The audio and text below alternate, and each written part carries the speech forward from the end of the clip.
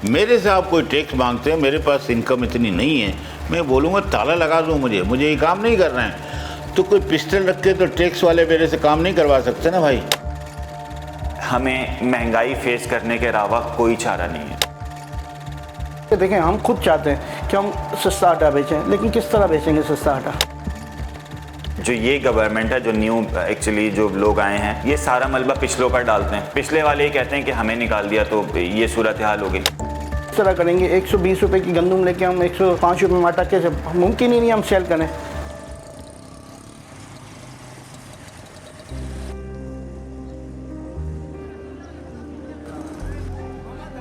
ये बात बिल्कुल सही थी कि 15 दिन या 1 महीने का स्टॉक हमारे पास मौजूद है।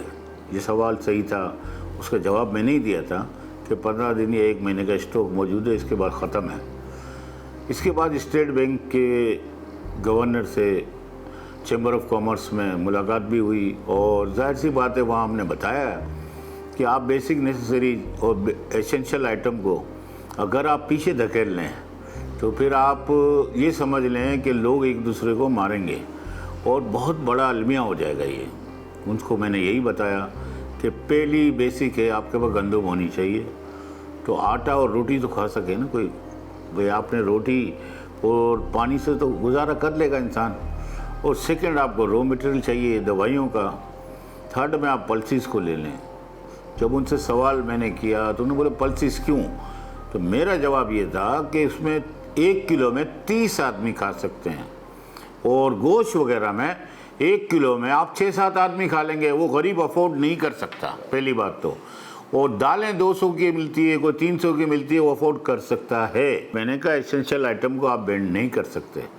इस प्रॉब्लम का ना बैकग्राउंड अगर हम समझें तो हमें पता चलेगा कि दरअसल एलसीज इंपोर्ट एक्सपोर्ट का हमें पहले अंदाज़ा हो जाना चाहिए कि कुछ कंट्रीज एक्चुअली इंपोर्ट भी कर रहे होते हैं, एक्सपोर्ट भी कर रहे होते हैं। कुछ चीज़ें जो वो ज़्यादा प्रोड्यूस करेंगे वो एक्सपोर्ट करेंगे, जो चीज़ें कम प्रोड्यूस हो रही हैं और मुल्की ज़रूरियात के लिए नाकाफ़ी वो हमें इंपोर्ट करनी पड़ेंगी। एलसीज एक्चुअली उन इंपोर्ट्स के लिए, एक्सपोर्ट्स के लिए खोली जाती है जो मुल्क एक दूसरे ममालिक को भेज रहे होंगे या उनसे ख़रीद रहे होंगे।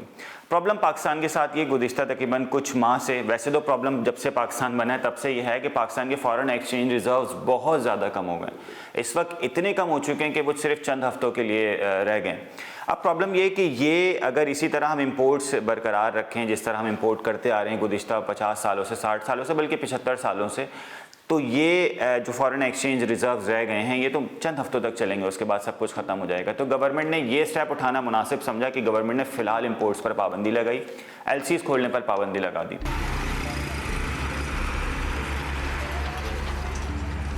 सब्ज़ी और फ्रूट ये बैन-अल-अक़वामी मंडी में कभी भी इसकी रुकावट नहीं है बैन-अल-अक़वामी कानून के मुताबिक। मगर यहाँ हमारा मुल्क में बदकिस्मती है, कस्टम पर भी 2-2 दिन गाड़ी खड़ा करते हैं, सब्ज़ी को खामा उन्हें परेशान करते हैं और वह यहाँ आकर के आधा सड़ जाता है, आधा ख़राब हो जाता है, आधा फेंक देता है। तो ये असर किसके ऊपर पड़ता है? अवामी के ऊपर पड़ता है।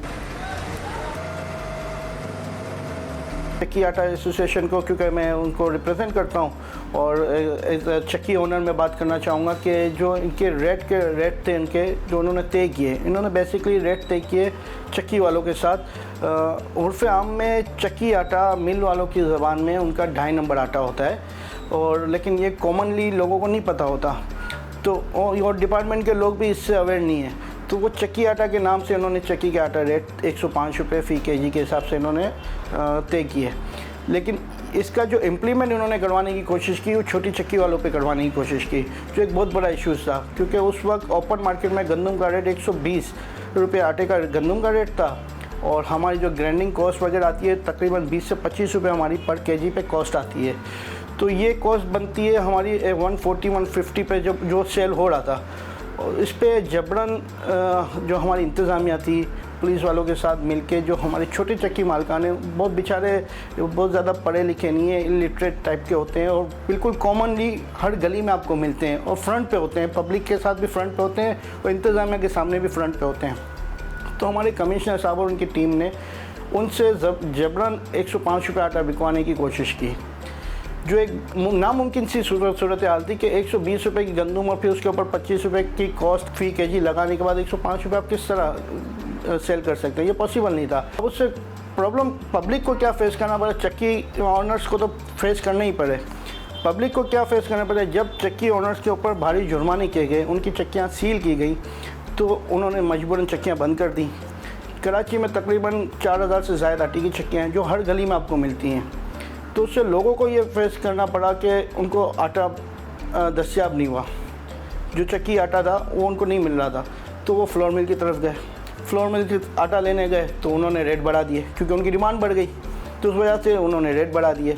तो ये एक बहुत बड़ा इश्यूज़ हुआ। ये सिर्फ़ और सिर्फ इस वजह से हुआ कि अगर वो पॉलिसी मरतब हो जाती है, एक तरह से एक पॉलिसी मेंटेन करके उसके ऊपर हम इम्प्लीमेंट करवाते, तो ना चक्की ओनर को इश्यूज़ होते, ना पब्लिक को ये फेस करना पड़ता। हम खुद चाहते हैं कि हम सस्ता आटा बेचें, लेकिन किस तरह बेचेंगे सस्ता आटा?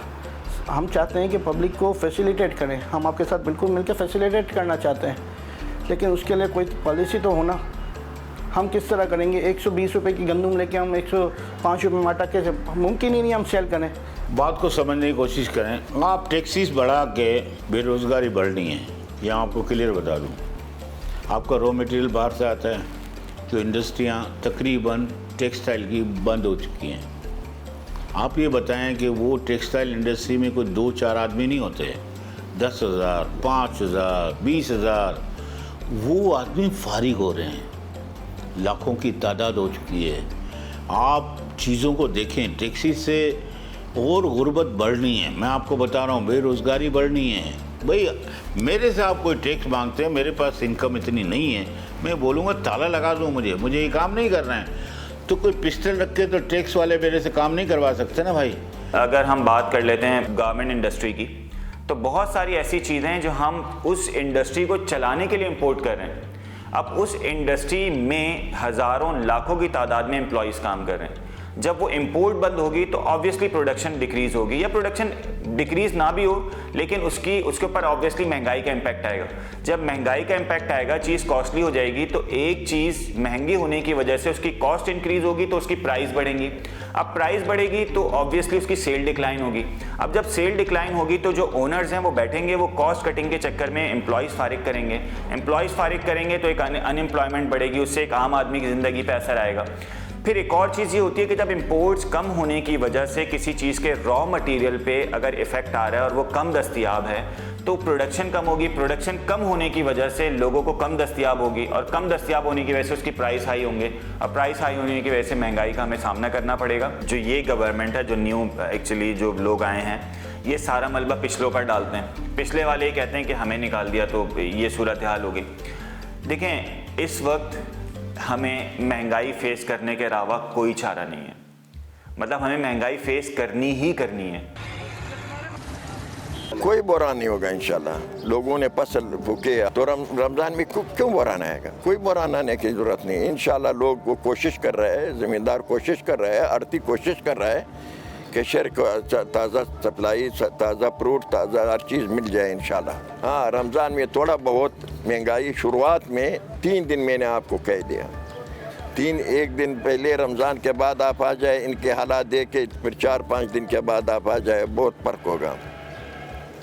मैं कहता हूँ 50-50 से कम फ़र्क होगा, 50% पर कमी आ जाएगी। बेसिकली सच बहुत बड़ा कोई बुरा नहीं आ सकता, लेकिन अलबत्ता अगर रमज़ान आ गए, रमज़ान में यकीनन डिमांड्स बढ़ जाती है। डिमांड हर फूड आइटम की डिमांड बढ़ेगी, और आटा और गंदम ऐसी चीज़ है कि दूसरी चीज़ों से कनेक्टेड है। अगर उन चीज़ों पे अगर इफ़ेक्ट आएगा तो यकीनन इसकी डिमांड बढ़ेगी, तो इस पर भी इफ़ेक्ट आएगा। तो बात वही है कि अगर आपकी पॉलिसी मेंटेन रही, आगे नई क्रॉप है, इंशाल्लाह अच्छी क्रॉप होगी इस साल, उम्मीद है। तो अगर गवर्नमेंट ने अपनी पॉलिसी को सही मायनों में मरतब करते हुए अपनी परचेजिंग का हदफ पूरा किया, तो इंशाल्लाह उम्मीद है कि हम बहुत क्राइसिस में नहीं आएंगे। और अगर इसमें सिंध गवर्नमेंट नाकाम रही, तो फिर जब ये बड़े हाथियों, बड़े सरमायादारों के हाथ में जब गंदम चले जाएगी, तो फिर 3 महीने बाद, 4 महीने बाद, 6 महीने बाद हमें फिर से यही चीज़ें फेस करनी पड़ेंगी। अभी हम 120-130 रुपये में आटे को रो रहे हैं, तो ये अगर पॉलिसी नहीं होगी तो ये 230 रुपये कब हो जाएगा हमें नहीं पता होगा। अब दालों की जो पोजीशन है वो तकरीबन आपका 3 महीने के ज़खायर मौजूद हैं, और अभी कंटिन्यू आ भी रहे हैं माल, इसलिए अब ऐसी कोई बात है नहीं। मैं आपको सब बुरानों को बता दूं, गंदम का कोई बुरान नहीं होगा, सीज़न हमारा शुरू हो चुका है, चावल हमारे वाफिर मिकदार में मौजूद है, चीनी वाफिर मिकदार में मौजूद है, हमारे पास दालें वाफिर मिकदार में मौजूद हैं। अवाम कोई पैनिक ना करे, बल्कि मैं बोलता हूँ कि अगर उसको 5 किलो लेना है तो सिर्फ 2 किलो ले, और महंगाई कम होगी अभी, क्योंकि इंटरनेशनल बाजार है, दालों की भी कम हुई हैं, डरने का कुछ भी नहीं है। गुज़िश्ता अगर चंद सालों का आप डाटा निकालें तो आपको पता चलेगा, रफली मैं बता रहा हूँ कि पाकिस्तान की जो एक्सपोर्ट्स हैं वो अराउंड कोई 31 बिलियन यूएसडी की थी, और पाकिस्तान की इंपोर्ट्स अराउंड 60 टू 70 के बीच में थी। इतना बड़ा शॉर्टेज है, मतलब 30-40 बिलियन यूएसडी का शॉर्टेज है। पाकिस्तान के रेमिटेंसेस अराउंड 30 बिलियन के करीब आए हैं। तो एक तो ये भी एक फैक्टर है कि पाकिस्तानी, अब आपने देखा गुज़िश्ता जो है वो साल में भी कुछ लाखों की तादाद में पाकिस्तानी बाहर गए, तो एक ये भी एक फैक्टर है कि बाहर जा रहे हैं, वहाँ से डॉलर्स भेज रहे हैं, डॉलर्स आए, बस अब कुछ भी हो डॉलर्स आने चाहिए, और आप किसी भी तरीके से डॉलर्स लाएं, और वो फैक्टर्स जो डॉलर बाहर जाने का सबब बन रहे हैं, चाहे वो कुछ भी हो एक्सपेक्टेड, आप उसको कोशिश करें कि जहां तक रोक सकते हैं रोक लें। अलबत्ता नेसेसिटीज़ में रोकने की हरगिज़ कोशिश ना करें, उसका इम्पैक्ट आएगा, हम लोग देख रहे हैं, फेस कर रहे हैं। गवर्नमेंट अभी इन चीज़ों पर स्टेप्स लेने की कोशिश कर रही है, क्योंकि ऑब्वियसली कब तक इसको रोका जा सकता है, लेकिन देखते हैं कि कब इससे बाहर हम निकल सकेंगे। लेकिन इसका फ़िलहाल बज़ाहिर सिर्फ एक ही सॉल्यूशन है, वो ये है कि या तो हम किसी फाइनेंशियल इंस्टीट्यूशन से लोन लें, या हमारा IMF से अग्रीमेंट हो, क्योंकि आइंदा 3-4 महीनों बाद जून 2023 में हमें बहुत ज़्यादा और फाइनेंशियल क्राइसिस फेस करना। इस बात को समझ लेना चाहिए कि पाकिस्तान एक्चुअली बहुत सारी चीज़ों में डिपेंड करता है बहुत सारे दूसरे कंट्रीज़ पे। आप गुज़िश्ता चंद सालों में अगर आप देखें, हम बहुत सारी चीज़ें ख़रीद नहीं पाते रशिया से, पीछे कुछ रीज़न है। हम बहुत सारे एग्रीमेंट्स ईरान के साथ करके, गैस का आपको मालूम ही होगा, हम एग्रीमेंट करके मुकर गए, उसके पीछे रीज़न का XYZ। हमने कतर से बातचीत की, हम एग्रीमेंट पूरा नहीं कर सके, कोई XYZ कंट्री नाराज़ हो जाता है। हम किसी कॉन्फ्रेंस में जा रहे होते हैं, सुबह कॉल आ जाती है कि आप वहाँ कॉन्फ्रेंस में ना जाएं। तो देखें, ये भी डेडलॉक्स हैं, ये भी इशूज़ हैं।